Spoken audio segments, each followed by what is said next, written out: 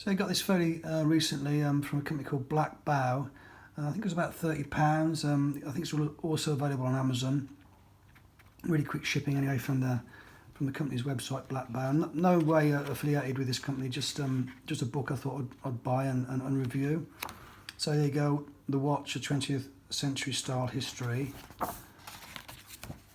And here you've got the contents, and it goes from the 1900s in decades all the way through to 1999. It's a history and a style, a design rather, book mainly, although he does talk about problems that watchmakers faced over the decades, you know, in for example on shock and water resistance. And he goes into quite in-depth answers to the problems they had. Here goes, there's a 1900s, for example, fantastic advert.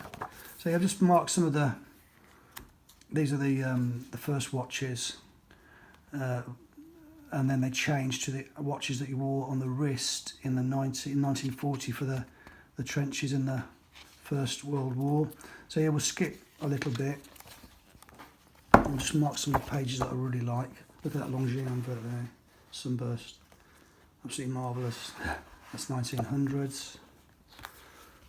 I'll show you one I really like. I love Cartier anyway. The design on those. That's an early tank, I think. Look at this for an advert. This is, you know, as it said, the Rolex Oyster. It almost looks like some kind of something you get these days as a tattoo almost, I think. Then you've got the 1920s there. Like I say, it breaks down in decades. It goes through pictures. You know, pictures are really super quality. Really nice. Look at this here. Not just men's watches, ladies' watches as well. And then this is one I absolutely love, which is called Movado. I think they've got the patent on it. Mito, I think you pronounce it. It's as it says, an automatic winding watch. So you hold it in your hand like that. I think they started in the 50s, maybe earlier. It says here 1928, but Andy Warhol, according to the author, was a big fan. He had at least 6, and they get these on auction depending on whether they're made out of silver or what they're made out of. But I think they're around £300, so I definitely want to get one of these. This is on my hit list for sure. I think that's absolutely fantastic. Put a smile on your face. And they to wind them, you just open and shut the case, and it winds them that way. So. Brilliant bit of engineering there. Can you see that one? Let's try and get a bit closer. There's one there. Really nice, Movado. I'd like to do an article soon on Movado, actually, the history.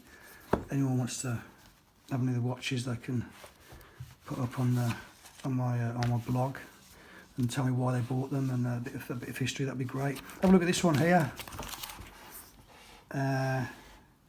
What's this? Yeah, that's it. Patek Philippe, and this is I thought this was something out of the 70s, but it's actually, look at that.